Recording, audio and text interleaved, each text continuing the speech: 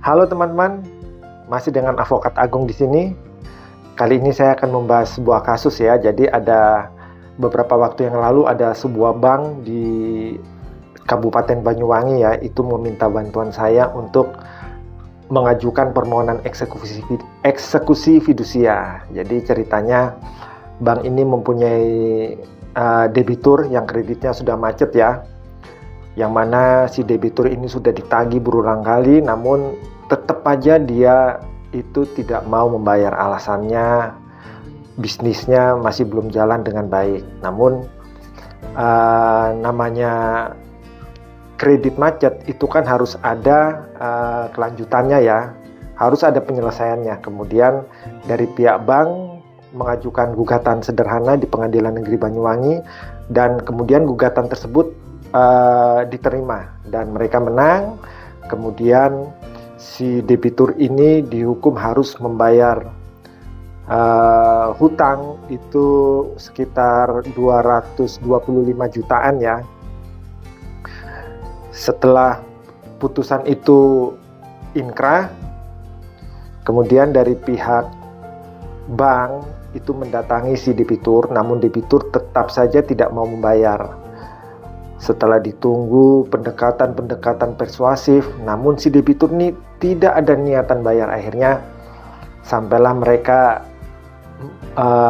datang kepada saya dan meminta bantuan saya untuk mengajukan eksekusi fidusia.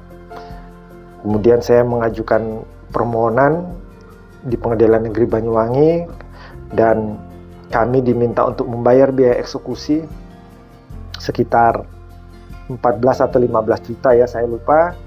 Yang mana kemudian eksekusi itu dijalankan dengan memanggil para pihak, atau dalam bahasa hukum itu unmanning ya, surat teguran. Namun ketika panggilan itu dilayangkan kepada si debitur, debitur itu juga tidak mau datang, saudara-saudara, teman-teman ya. Tidak mau datang, dan akhirnya dari pihak pengadilan, waktu itu ketua pengadilan sendiri menyampaikan bahwa ini akan ada tindak lanjut. Kemudian eksekusi pun dijalankan. Pada saat hari H teman-teman itu di pihak pengadilan itu datang ke kantor desa setempat ya, di mana objek itu berada dan di mana rumah dari debitur itu. Dan di sana si debitur dipanggil tapi tidak juga datang-datang. Akhirnya dari pihak desa, perangkat desa ya, terus ada dari pihak kepolisian, juga dari pihak kami sendiri, itu kemudian datang ke rumah si debitur, dan apa yang kami duga terjadi, di mana si debitur ternyata sudah dia menyembunyikan kendaraannya. Ketika ditanya kendaraannya di mana, dia sendiri dengan santainya menjawab bahwa kendaraan itu disewakan kepada orang lain. Dan saat itu katanya kendaraannya ada di Surabaya. Karena kendaraan tidak ada, akhirnya proses eksekusi itu tidak jalan, tidak jadi dilaksanakan. Setelah itu kami pun, saya selaku pihak yang diberi kuasa oleh bank untuk menjalankan kasus ini ya, eksekusi ini, saya menyampaikan kepada yang bersangkutan bahwa kalaupun unit tidak bisa kami eksekusi, kami akan melaporkan, karena melaporkan ke pihak kepolisian ya. Kami mengancam akan melaporkan ke pihak kepolisian karena telah memindahtangankan kendaraan. Selang beberapa hari kemudian, mungkin karena si debitur ini berpikir kalau sampai ini dilaporkan dan berurusan dengan pihak kepolisian mungkin akan semakin runyam ya. Akhirnya dia mempunyai perwakilan, dan akhirnya perwakilan tersebut datang ke bank untuk meminta keringanan. Namun ketika sampai di bank menyampaikan bahwa karena permasalahan ini memang sudah dikuasakan kepada saya. Akhirnya dari pihak bank mendorong agar pihak perwakilan dari si debitur ini untuk menemui saya. Setelah berjalannya waktu, kemudian saya bisa berkomunikasi dengan pihak perwakilannya ya, dan kami sempat berdebat, dan pada akhirnya dari pihak perwakilan debitur ini sendiri menanyakan kepada saya apa jalan keluarnya. Ya, jalan keluar dari saya tentu saja hanya dua ya teman-teman ya, pelunasan atau penyerahan unit. Kalau pelunasan oke, kendaraan bisa dibawa, tetapi kalau tidak bisa pelunasan, unit diserahkan kepada kami dan kami akan melelang, dan jika ada sisanya akan kami kembalikan.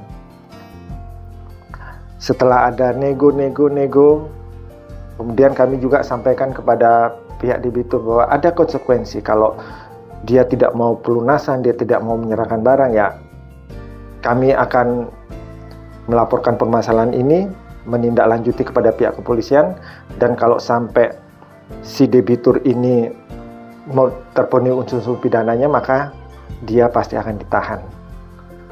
Akhirnya dia mungkin berpikir lagi, kemudian kita masih negosiasi. Saya bernegosiasi dengan perwakilannya, dan si debitur ini akhirnya mau melakukan pelunasan, tetapi dia keberatan dengan nilai pelunasan karena dari pihak kami meminta sekitar 240 juta ya dari pokok hutang yang harus dibayar berdasarkan putusan pengadilan adalah 225, tetapi kami minta ada selisih 15 juta karena 15 juta itu adalah biaya yang kami pergunakan untuk mengajukan permohonan eksekusi di pengadilan.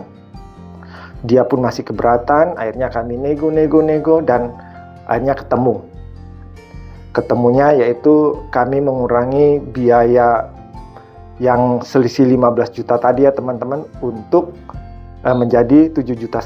Akhirnya ketemu di angka 232,500 juta. Ya itulah, dengan ada negosiasi dengan baik-baik, akhirnya si debitur ini melalui perwakilannya melakukan pelunasan. Dan teman-teman, apa inti dari kasus ini ya? Ya intinya adalah walaupun sudah ada putusan, walaupun sudah dijalankan ya putusan tersebut, namun tetap masih ada ruang untuk kita bernegosiasi, kita mencari kata untuk sepakat. Dan ini tidak menyalahi peraturan perundang-undangan ya, karena dengan adanya kesepakatan masalah itu bisa selesai dan ada win-win solution di situ. Dan dalam suatu musyawarah memang kita mencari jalan yang sama-sama menang, bukan ada yang rugi atau ada yang untung. Jadi itu ya teman-teman, semoga apa yang saya sampaikan ini bisa bermanfaat, menambah wawasan teman-teman, dan juga bisa jadikan pelajaran bagi kita semua. Sekian dan terima kasih.